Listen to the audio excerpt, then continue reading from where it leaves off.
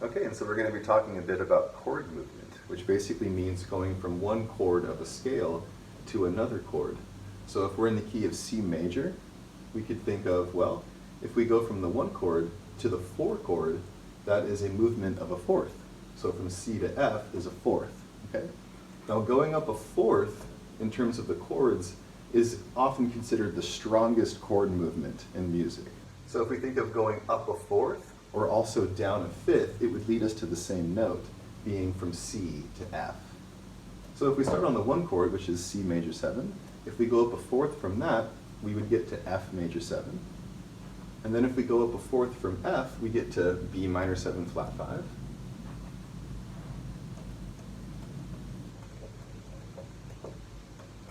And if we go up a fourth from B minor 7 flat 5, we get E minor 7. And if we go up a fourth from E minor 7, we get A minor 7. And if we go up a fourth from A minor 7, we get D minor 7. And if we go up a fourth from D minor 7, we get G7. And if we were to continue going up fourths from G7, we would get back to C major 7 again.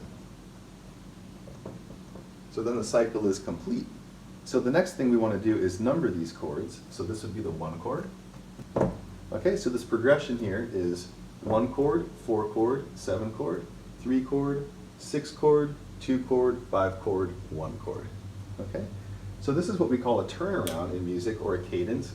But basically what it means is the last chord leading back to the one, or leading back to the root of the key or the tonic, is what we call a 5 to 1. Okay, so that's the most common turnaround in music, or cadence, is basically meaning that the song is going to tell us that we're in the key of C major because of this 5 chord leading to the 1 like that. So if we think of this as 5 to 1, we could also go back 1 and go, oh, what if we started on 2, 2, 5, 1? So if we start on D minor 7, we can have our turnaround start as D minor to G7, then end on C major 7. Okay. And the one chord could be variable. It could be a C major 6. Sometimes you don't want to play a full major 7 chord as the tonic chord. That's kind of like a choice, but for the most part, you could also just think of C major. These don't have to be 7 chords either. You know, you could basically think D minor to G to C major. That also works. All right, and then the same concept applies here. We can start on the 6 chord, 6, 2, 5, 1. Okay, so you start to hear that, especially in jazz a lot. You're going to hear, I'll play a 2, 5, 1 in the key of blah, blah, blah. Or you're going to play a 6, 2, 5, 1 in the key of whatever, okay? Or even with the 3. So often you might even do a 3, 6, 2, 5, 1 turnaround, okay? So if you play that progression on your instrument, you'll instantly recognize that because it's used in so many songs. Okay, basically, so if we start from the 3 chord, we're doing a 3, 6, 2, 5, 1, back to the 1 chord. Okay, so we're traveling again up a fourth for each chord. Okay? Now we could consider coming from the 7 chord and doing all that, but right around here, these chords are kind of variable, so you're not always going to go to the 4 chord in the beginning of a song. You might not even start on the 1 chord, you know? So it's kind of more like the focus is based around the ending and the turnaround. But these chords here are more variable, so the song might start with certain chords, travel in a certain direction, and then come back to the turnaround at the end.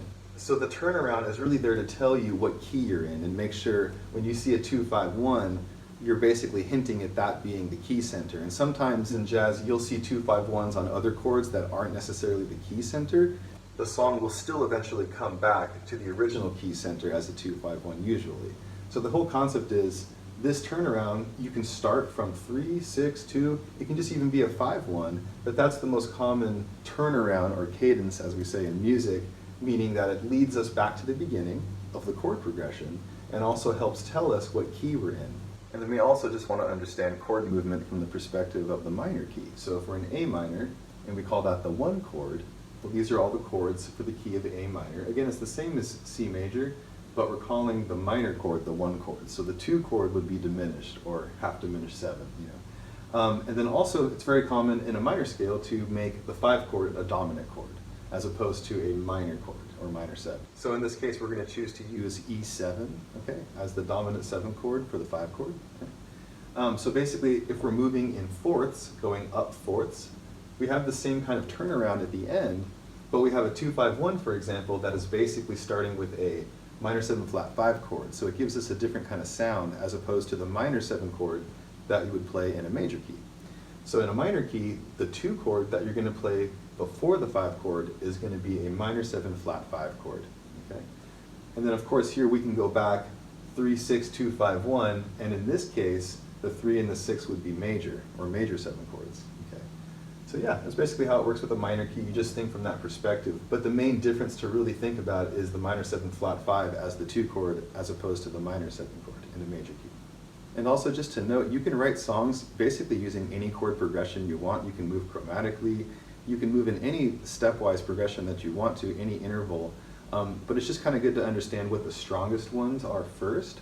So you understand like, oh, a lot of music uses this 2-5-1, and you start to hear it and recognize it in songs. And again, it also helps to outline the key. So if you hear a 2-5-1 with a minor 7 flat 5 and a dominant chord leading to a minor, well, that last chord that it leads to really tells you what key it's in and kind of outlines that as the tonic key, whether it's minor or major.